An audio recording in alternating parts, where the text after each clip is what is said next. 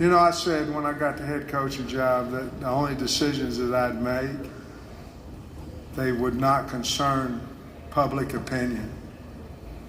That way, if we win as a group, and if we lose, and I get fired because I did it like I wanted to.